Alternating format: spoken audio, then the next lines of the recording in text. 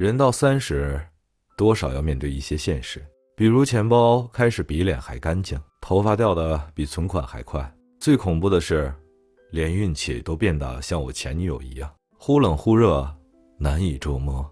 我一直觉得见鬼这种事离我这种人太远，毕竟我自认五行八字硬得很。小时候玩碟仙，别人吓得躲在被窝里，我倒是因为他没动，就一边吃饼干一边催，快动了，不动我就收摊喽。可能鬼也嫌我吵，从小到大都不搭理我。直到30岁那年，我遇上了她。她不是我说的她，不是哪个让你心跳加速的美女，而是一个让你血压升高的女鬼。事情发生在我刚搬进新租的公寓时，地点在郊外的一栋老公寓。说它老，是因为它的电梯开口跟关门的速度都让你怀疑自己在等极乐世界的门票。而我租的是8楼，不高不低，刚好够你每天骂电梯3次，早上出门，晚上回家，还有半夜想吃宵夜的时候。我选这单位纯粹是因为便宜，以吉隆坡的房租标准来说，这间房简直便宜的像是业主欠了我前世的债。第一天搬进去，除了那电梯门卡了我一下腿，我顺便练了国骂，一切都很顺利。房子老归老，但采光不错，还有点风，晚上吹着风扇，听着楼下阿姨骂老公的声音，还真有点家的味道。但到了第3天，事情开始不太对劲。那晚我正窝在沙发上看 Netflix， 刚好看到一半段啊。我本来就对 Unify 没啥信心，骂了就来，就随手抓了手机，打算看看有没有4G 信号。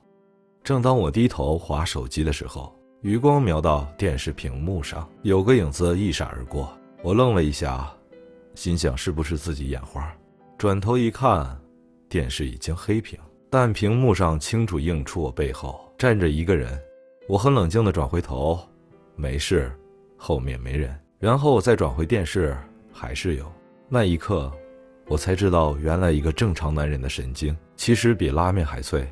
我蹭了一下站起来，转身打开灯，整间屋子顿时亮堂起来。什么都没有，可是心里总感觉有什么东西在那盯着我。我用那种很中二的语气说了句：“喂，有人就出来，别玩这套了。”结果我家的厨房门咯吱一声自己开了。那扇门咯吱的开了，大约开了1/3的角度就停住了，像个不情愿出来露面的社恐青年。我站在客厅，脚像灌了铅一样钉在地上，大脑以每秒3000字的速度在跑剧本。1. 风吹的，不行，窗是关着的。2. 老旧公寓结构变形，我又不是土木工程师，但这理由实在太敷衍。3. 我眼花，我有点近视，但没幻觉。我本能地做了件事，开灯，把屋子所有的灯，包括厕所的，统统打开。整个家顿时亮得像殡仪馆还没装饰前的样子。接着我走向厨房，手里拿着一只鞋子。别笑我，那是我当下能找到最硬的东西。况且以前看《倩女幽魂》都说了，鬼怕脏东西。我那双球鞋穿了3年，连我自己都怕，鬼应该也受不了。厨房空空如也，地上干净的不像我租来的那种单位，水龙头没滴水，炉头也关着。唯一不太对劲的是冰箱门也开了一点点。我深吸一口气，走过去，一把把冰箱门拉开，空的，除了几罐啤酒和一包打开了的黄梨干。你可能会觉得我胆大，其实不是，是我反应慢，像电脑卡的那种。一开始什么都感觉不到，等到画面刷新，我才开始发抖。我做了个成年人最成熟、最理智的决定，收拾睡衣，拿上钱包，直接下楼，在 Mamic 店做到天亮。那晚我点了2杯拉茶，3块 Roti Taylor， 一边看隔壁桌印与兄弟下棋，一边试图说服自己，可能是我压力大，人到30了，是会出现一些幻觉的。凌晨4点半，我撑不住回家了。门一打开，整间屋子还亮着灯，一切静悄悄。那厨房门已经关上了。我像做贼一样溜回房间，把房门锁上，还拿椅子顶住，拉上棉被，带着一身脂肪，2身恐惧入睡。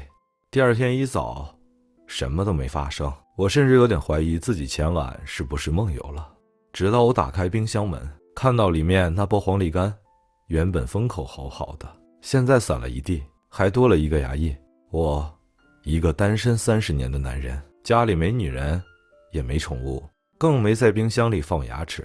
那刻我知道，这不是压力大，这不是幻觉，这是真的，我家有鬼。我开始认真考虑人生大事，搬家。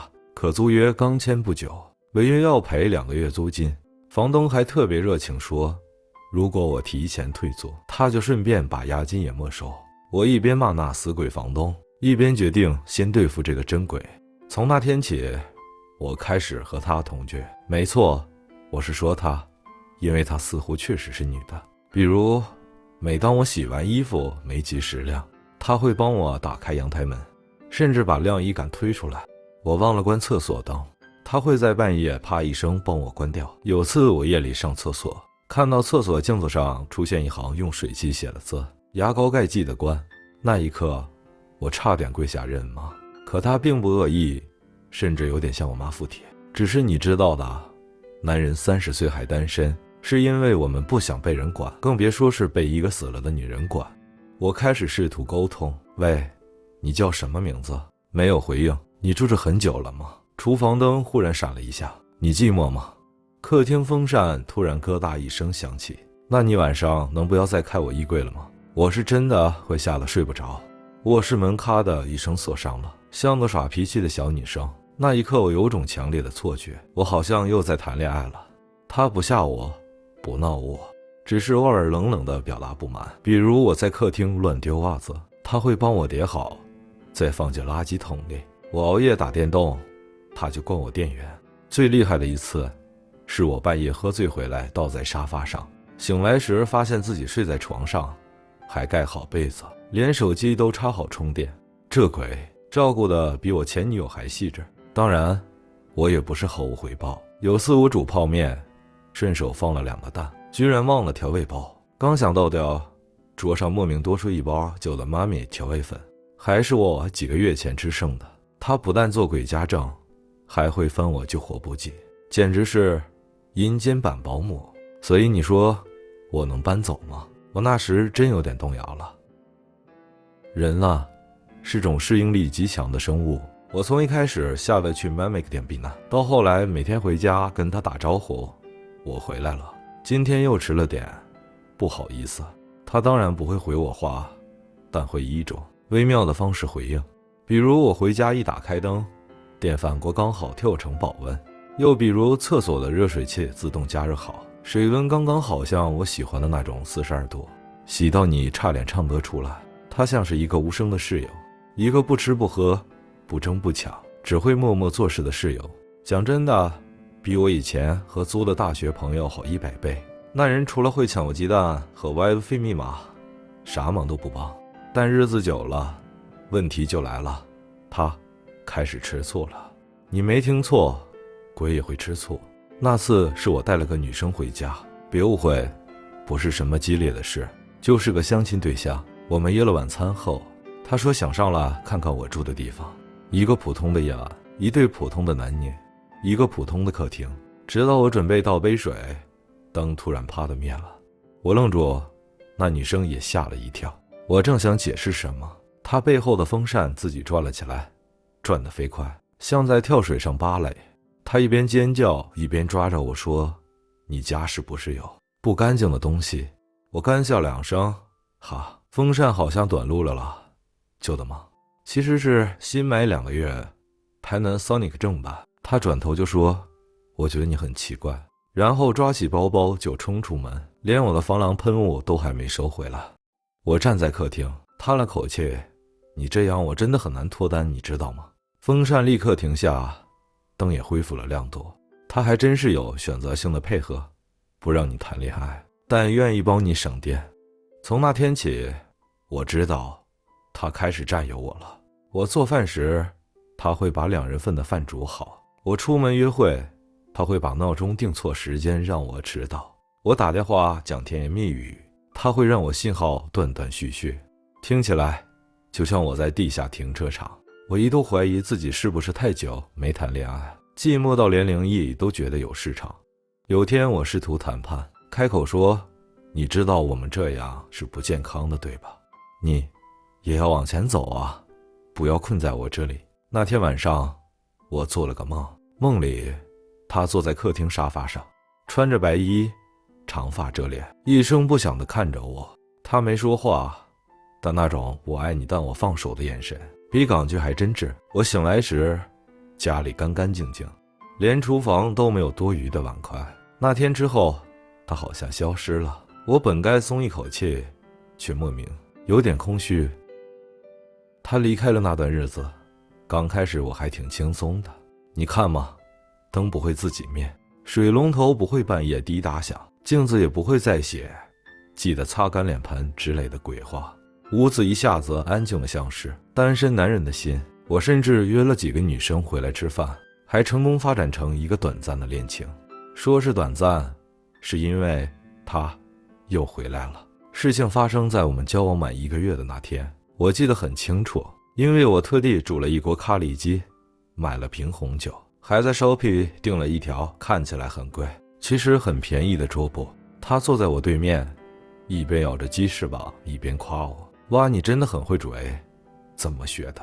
我刚想开口说是从 YouTube 学的，厨房的煤气炉就突然扑的自己点燃了，火光冲天，像是我感情生活的预言，来得快，灭得也快。你有下的站起来。我一边安抚他，一边跑去关火，心里那个骂：喂，你有完没完？人家都称赞我了，你还想怎样？那晚他走了，说我家风水不好，我没解释，因为解释起来会显得我更疯。我望着熄掉的炉头，默默说：你到底还想我怎样？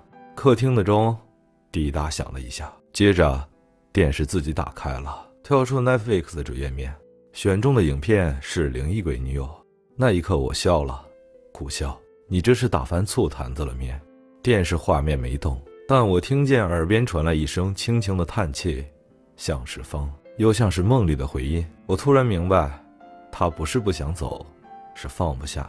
就像我们这些30岁的男人，总是对过去留恋，明知道没用了，还是放着不动。像某些旧内裤，穿不了也舍不得丢。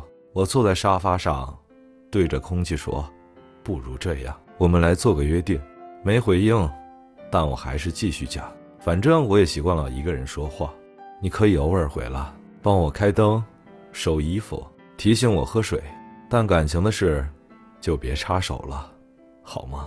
那晚家里出奇的安静，我睡得很好，梦里没有他。但第二天醒来，饭桌上放着一封信，不是那种真的信，是我那本旧笔记本被撕了一页，字是用铅笔写的。你变得更好了，谢谢你还记得我。下面是一个简单的笑脸。那之后他真的变少来了，偶尔我加班回来会发现电灯开着，泡面忘记加调味包，厨房会多出一包老干妈。我生病时热水壶里会自动煮好姜茶。他就像一个已经离开但还惦记着你的人，一个不属于阳间的好朋友。我后来没有再谈恋爱，不是因为心里还有他，而是我懒。你说找一个凡人女朋友，要沟通，要陪吃，要拍照，要道歉。我和他这种无声陪伴型的关系反而舒服得多。他不会发脾气，不会问我你到底爱不爱我，更不会半夜翻我手机查有没有聊别的女生。他只是在，就这么在。时间过得飞快，我的工作慢慢稳定，也搬到了公司附近的新公寓。搬家那天，我特地回老屋一趟，站在空荡荡的客厅，四面墙都光秃秃的，连个钉子眼都没有了。我提着扫把走了一圈，又放下。我搬走了，我轻轻地说：你可以不用再回来这里了。没风，也没响动，只有窗外的阳光像水一样洒进来。我走出门，关门的那一刻，听到厨房里传来轻轻的一声咔嗒，是那扇老门自己关上了。我笑了笑，转身下楼。新公寓高了很多，有保安，有泳池，有健身房，还有电梯快得像坐火箭。装修的现代时尚，科技感十足。晚上走廊感应灯都能把人吓一跳。刚住进去那晚，我打开客厅灯，刚一坐下，电视自动弹出一行字：账号已登录，用回。我心里一紧，赶紧开电视确认，原来是系统自动跳出来的欢迎词。我摇头一笑，哎呀，被旧日子下出条件反射了。可我还是去厨房看了一眼，电饭锅是新的，但里头静静躺着2杯晾好的米和1瓶过滤水。我转头望向客厅，电视屏幕黑了下来，映出我一个人的影子，身边好像还有一个。我没说话，只是走过去，把米洗了，放进锅里。煮饭时，我站在阳台，点了支烟，风吹得有点大，像是有人在我耳边轻轻说话。你又不吃青椒了。我顿了一下，笑着回应，我现在吃了。风更大了，像是笑声。那一碗饭煮得刚刚好，锅底没有焦，饭粒饱满精亮，像是被某人温柔守着。我坐下来，一个人吃了2人份的晚餐。电视没有自动开，灯也没有自己关。我知道他没跟来，但他留下了一种习惯，那种不孤单的感觉。人有时候就是这样，害怕鬼，讨厌孤独，但也害怕太真实的陪伴。我30岁那年见鬼了，可说到底，是我在人生最孤单的时候，遇见了一个比人还人的存在。他没名字，没背景，没未来，却曾在我人生最平淡的阶段默默住进我的生活里。有时候我在想，也许他不是想吓我，也不是放不下他的过去，而是看不下我一个人过得太拉所以他来帮帮我，也顺便陪陪我。你说这算不算一种爱情？我不知道，但如果他今天再回来，我会说厨房有饭，记得吃哦。对了，冰箱里还有你的黄梨干。欢迎大家订阅、点赞、留言投稿，第一时间获取最新男人故事。